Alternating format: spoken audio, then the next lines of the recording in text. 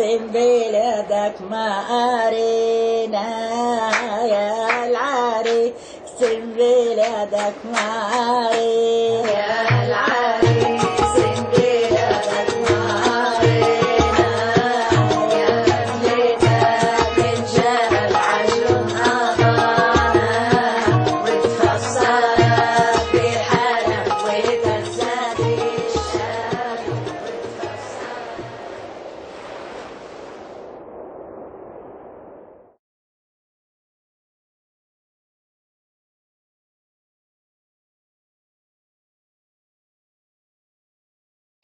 Moi, j'ai déjà commencé à travailler dans le cinéma depuis 87-88. Mon premier travail, c'était avec Oussama Mohamed sur son film Étoile du jour, qui a été réalisé en 87-88. Et j'étais encore en train de faire des études de cinéma à Paris.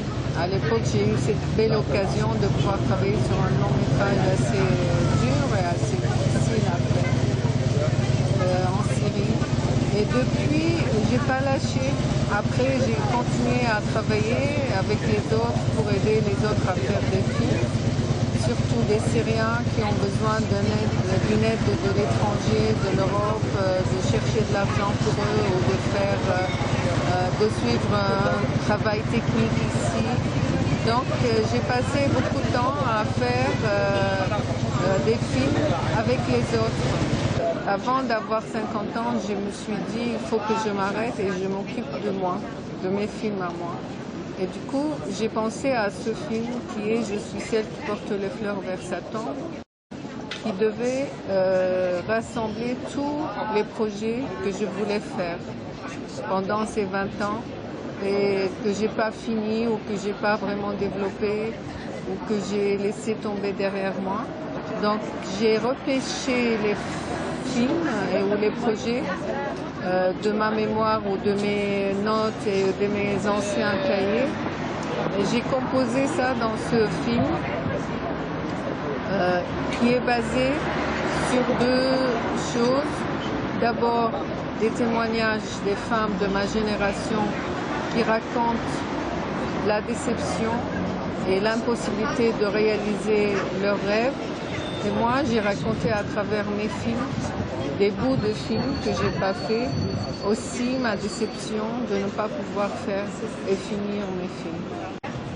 Et puisque j'avais beaucoup travaillé pendant ces années avec des producteurs français ou avec aussi la Syrie et l'ONC, et je connais très très bien les conditions de production et de financement et tout. Je voulais absolument être libre à 100%. Pour ça, j'ai fait ce film avec une petite caméra et sans aucun financement. Et j'ai pris mon temps.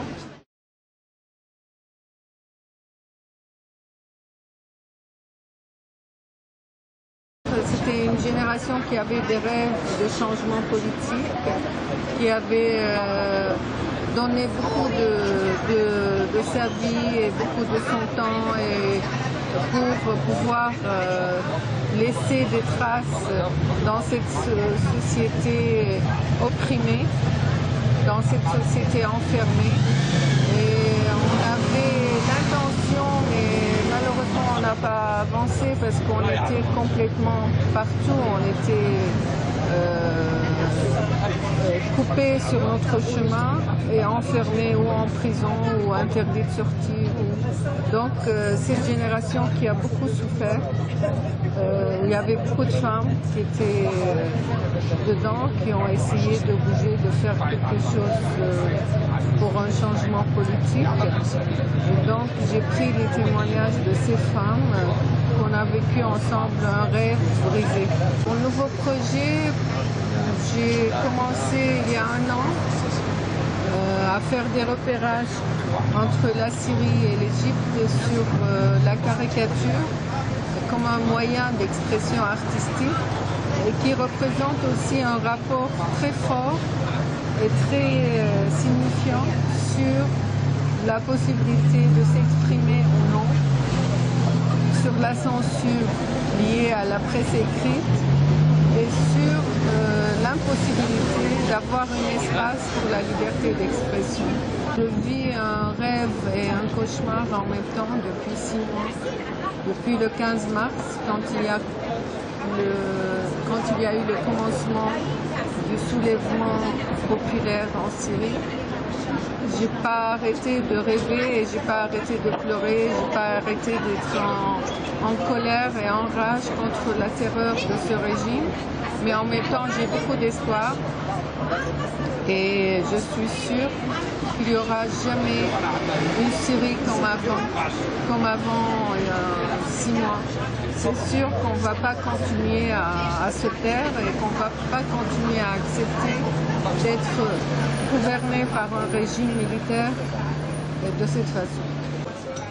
C'est ce qu'on voit maintenant avec le courage des jeunes dans la rue qui sortent, qui quittent chez eux en ayant presque sûr qu'ils ne vont pas revenir parce qu'ils participent à une manifestation. C'est sûr qu'ils ont accumulé pendant des années et des années avec la répression politique et avec l'interdiction autour d'eux, avec un espace très très serré où ils vivent. C'est sûr, en même temps, ils ont accumulé un rapport avec l'art qui ne peut pas être que positif.